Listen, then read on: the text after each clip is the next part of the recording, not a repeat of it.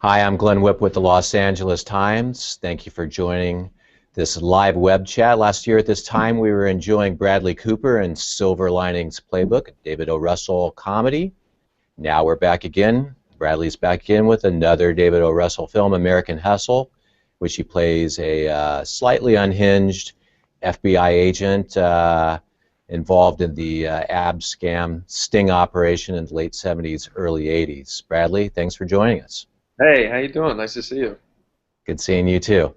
I mean, we were like literally last year talking about Silver Linings, and then at this time, David was still writing American Hustle. I was Yeah.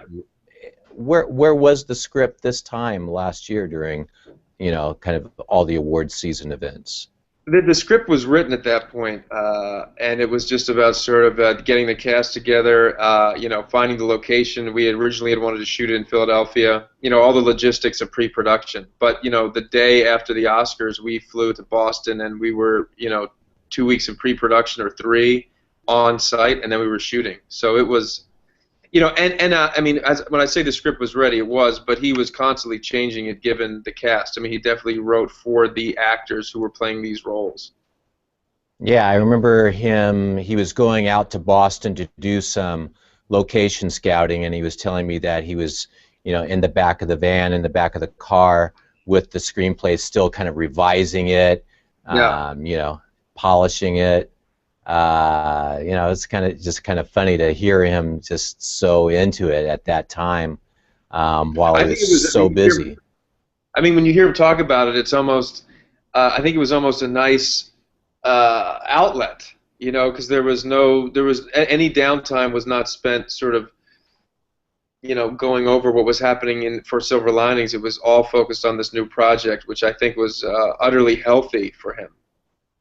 And you guys were obviously spending a lot of time together during that time, so you were able to talk about your character. How did it evolve from when he kind of started writing the script to where it ended up? Quite, and had quite a journey. Yeah.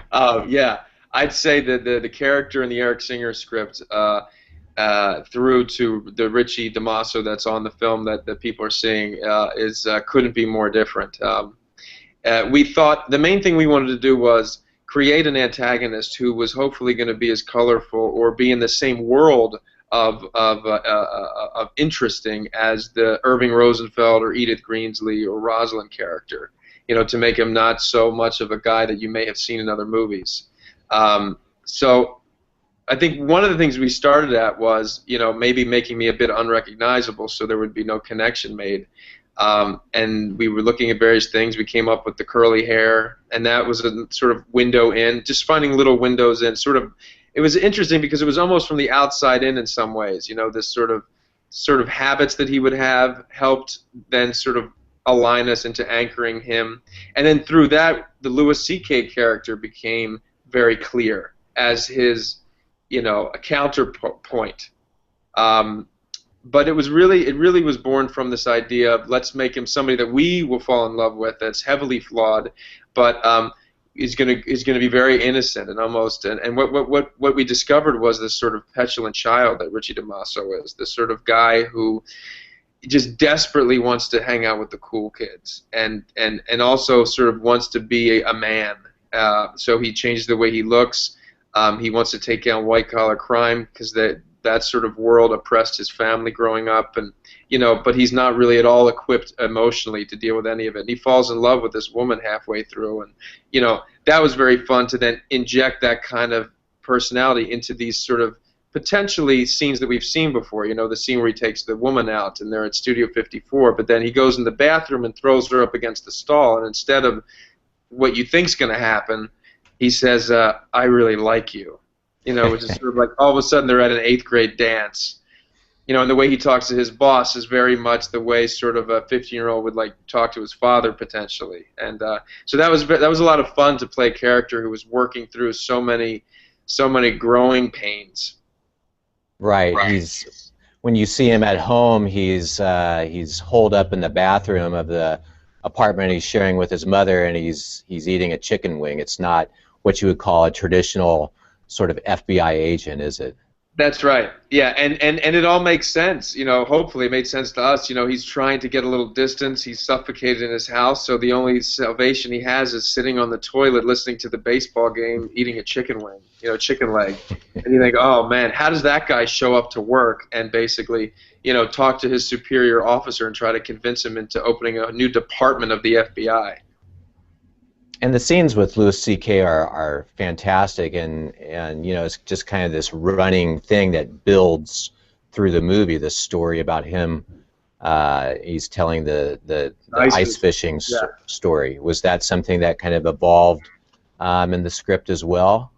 Yes, that was something that, you know, once Lewis came aboard, you know, David was no fool. It was, let's utilize his talents as much as possible. So let's like, you know, let this guy run and have him be, you know, as big a part of the movie as he can be. And he also liked the idea of Lewis's own rhythms, and you know, and so he had this idea of this ice fishing story, and this idea of him never finishing it, you know, and which, and you have this idea, and then it really worked well because the Richie DiMasso character is a petulant child. He feels like he constantly knows the answer. You know, he knows the end of it. He keeps saying it, but he never quite gets it. And it was a nice sort of thing to have to illuminate both of these two characters by this story that that Lewis's character tries to tell in order to teach Richie a lesson. We're talking to Bradley Cooper from American Hustle. If you're following us on Twitter, you can send over a question to #AskLATimes. We have a few, and one is from Jill, who's wondering why, you know, we were talking about sort of the transformative qualities of the character, and she's wondering why they didn't use chemicals to perm your hair. Why did it curl? Why did they curl 3 hours each day? I have no idea what the process is. I bet you didn't either. No, I did actually. You know, we first were going to we tried a lot of wigs, and I just looked like somebody from the Three Stooges. It's just you know, it was bordering on the you know, just you know, taking you out of the movie. And then we curled the hair one day because only to perm it would have been a bit permanent. So when we didn't know if it was going to work, so we just curled it. And which basically meant putting curlers. They put the solution, and we put 110 curlers in, and then I sat underneath a heat lamp for 45 minutes on each sort of, and then it moved. The whole thing was 3 hours, and we sort of loved what it did, and we thought, let's not mess with it. Let's just do that, but not really thinking that, oh, that means I'll have to do it every single day. But it was really just sort of born out of necessity of we didn't have the ability to try a perm. And then we made it a character thing that he likes that much control that he actually enjoys this thing that he does every day. I just love that it was inspired by the Pittsburgh Pirates Ellis. pitcher Doc Ellis, who I had forgotten that he did that. He permed his own hair.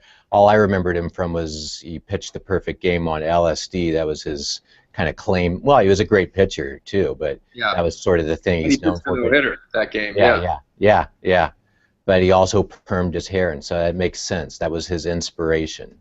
He wanted to be cool. He idolized these guys that just looked like men to him.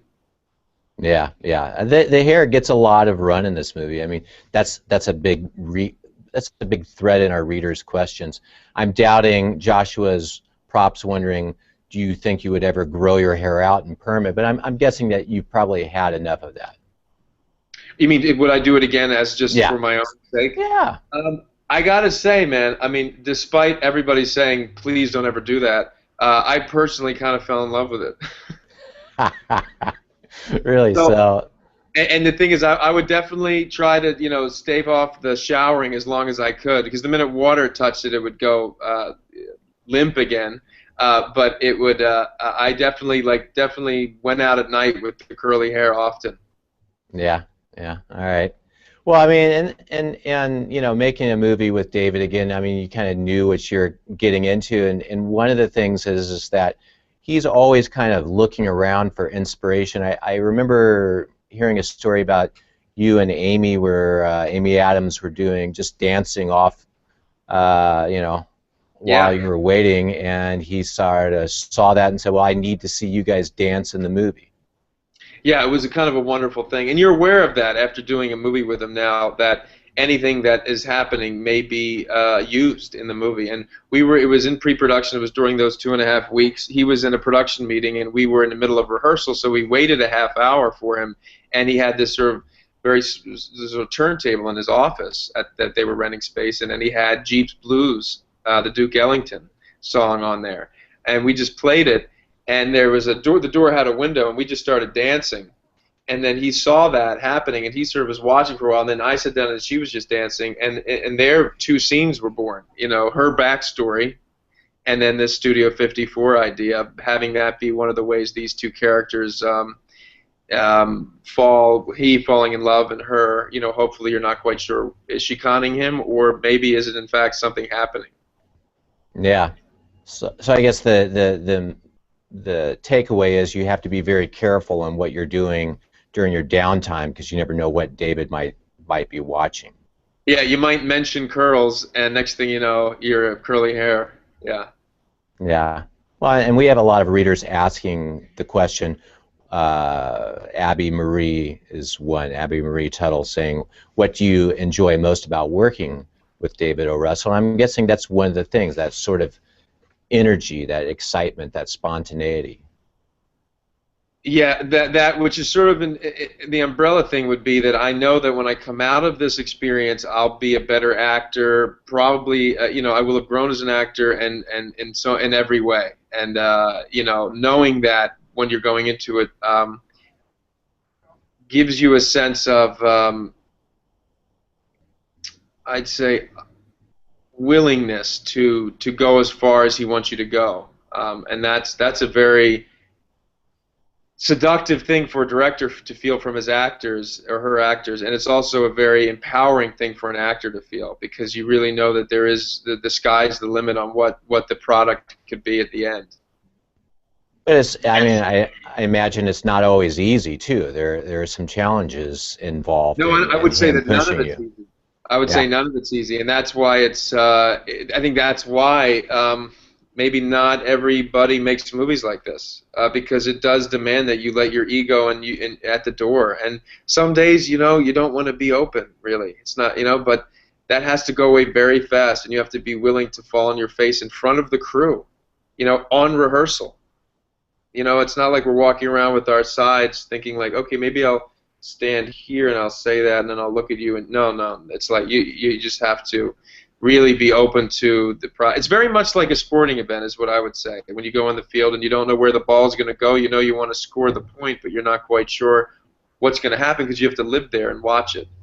That said, it's not anarchy at all. I mean, it's a very specific script and story. You know, I don't want to paint a picture of it sort of this free-for-all, because it's the farthest thing from it.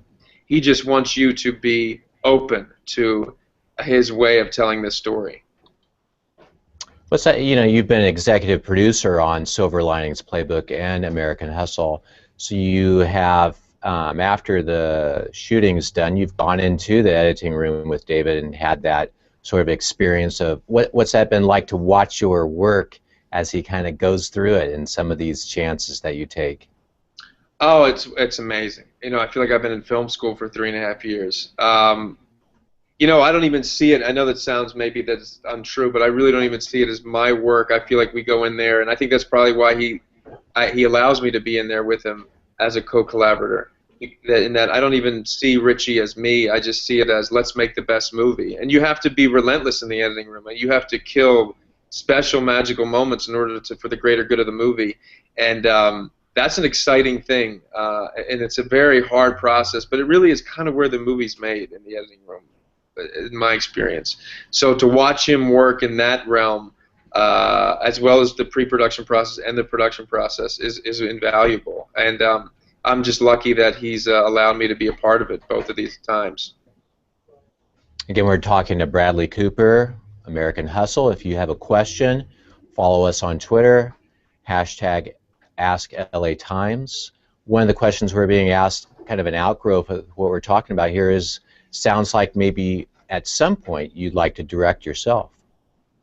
I would love maybe not direct yourself, but direct. Yeah, I would love to do it. You know, absolutely. And I think hopefully, knock on wood, I'll be able to get the chance to do it. But